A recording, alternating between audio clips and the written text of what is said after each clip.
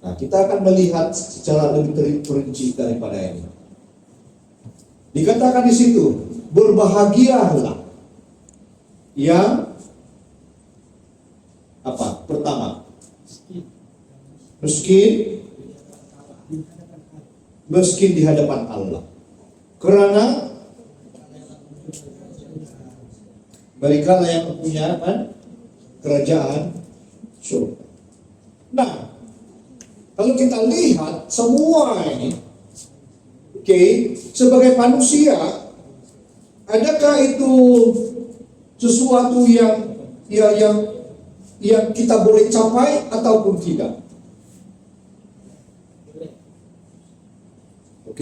Boleh? Siapa yang kata boleh? Adakah ini semua kita boleh capai? Ciri-ciri ini, quality ini. Coba angkat tangan, kita lihat statistik. Siapa yang kata boleh capai? Orang saja, 2 orang. 3 orang. Ada yang begini saja. 4, 5 orang. Siapa yang kata tidak boleh capai?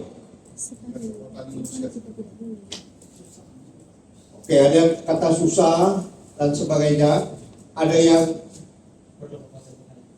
yang perlu kekuatan untuk angkat tangan. Kalau ramai yang tidak angkat tangan. Nah, sekarang kita lihat. Kita tidak akan pergi satu persatu daripada ini. Tetapi kita akan pergi kepada prinsip dia. Semua ini sangat-sangatlah indah, tetapi kita lihatlah kerajaan Tuhan ini terbalik. Berbahagialah orang yang miskin. Kalau di dunia macam mana? Berbahagialah orang yang kaya. Itu yang kita mau capai. Berbahagialah orang yang rendah hati, kata di sini. Tetapi kalau manusia apa? Saya mendengar ada beberapa ibu bapak yang mengajar anak-anak mereka sebelum mereka dihantar ke sekolah. Kalau ada yang membuli kamu, apa mau buat?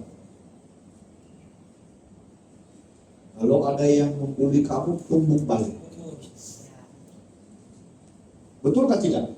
Betul. Memang kalau begitu kan?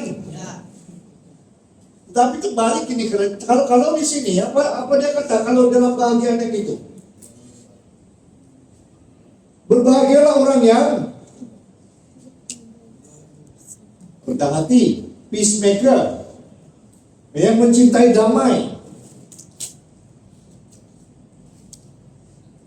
Terbalik. Tapi kenapa begini ya? Mari kita lihat.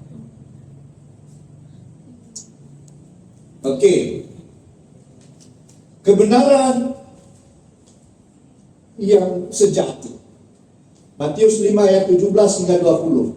I did not come to destroy the law, but to fulfill.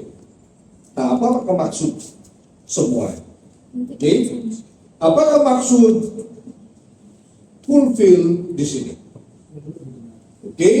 Dia bermaksud melengkapkan. Dia juga bermaksud dia telah menghidupkan. Dan dia juga bermaksud dia telah menyatakan. Jadi Yesus datang ke dunia, dia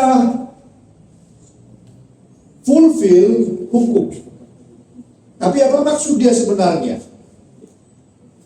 Maksud dia adalah dia telah menyatakan hukum itu, dia telah menghidupkan hukum itu, dan dia telah memenuhi hukum itu.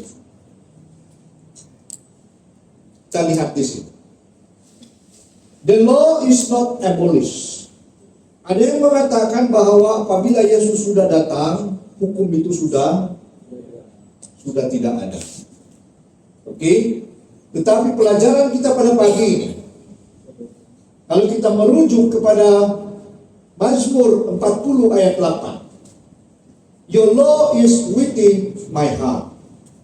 Jadi ini bermaksud bahwa hukum itu telah menjadi sesuatu di dalam kehidupan kita, menjadi kehidupan sejati kita. Dan bagaimana kita melihat itu ialah bagaimana Yesus telah menghidupkan hukum itu di dalam hidup dia. Alright? Terus, kalau kita lihat di sini perbedaan orang Farisi dan Yesus.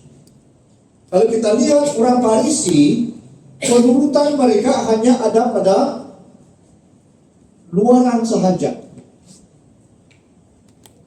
Mereka struggle, mereka menyiksa diri untuk menunjukkan bahwa mereka mengikuti hukum Taurat.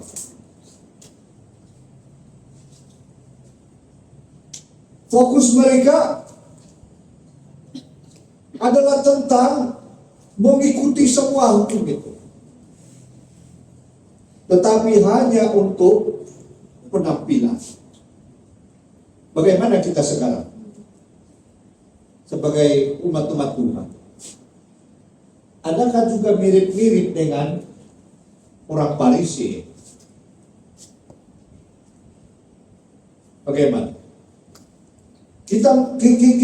Kita berhabis mau ikut itu hukum. Sebab orang SD seharusnya begitu kan? Kita letak itu hukum di sana, di atas, di depan, supaya kita mau ikut itu setiap itu.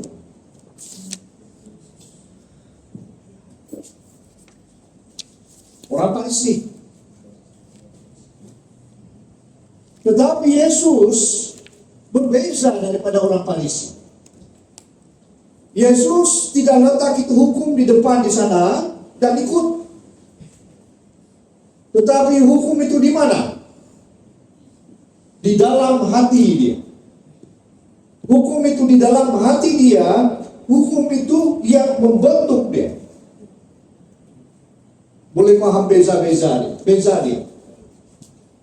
Dia berfokuskan kepada hubungan dia dengan Bapa di surga.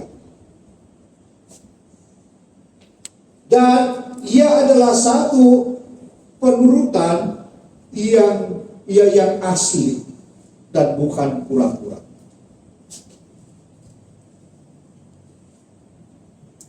Jadi saya harap kita boleh bezakan di antara orang Farisi dan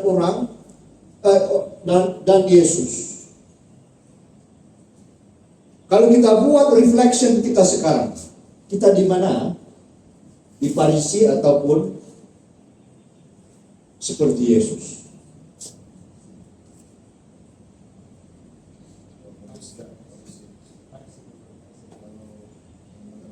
Ya, kamu yang cakap, bukan saya yang cakap. Yesus. Alright, oke. Jadi kamu boleh buat reflection sendiri. Oke, kamu ada di sini ataupun ada di sini. External obedience. Kalau tidak ada orang yang nampak, dia akan jadi apa? Terang dunia ataupun dunia? Dia akan jadi dunia. Tetapi bila ada orang yang tengok, ada orang nampak di kampus dosen, dia akan jadi terang dunia. Itu adalah semuanya Farisi.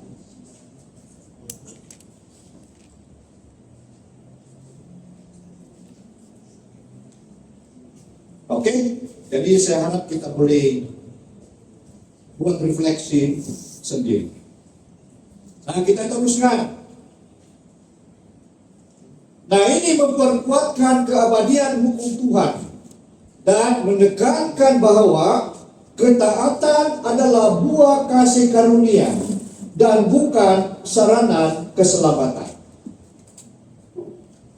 Perbuatan kita yang baik, karakter kita yang baik ini bukan disebabkan hukum itu ada di depan.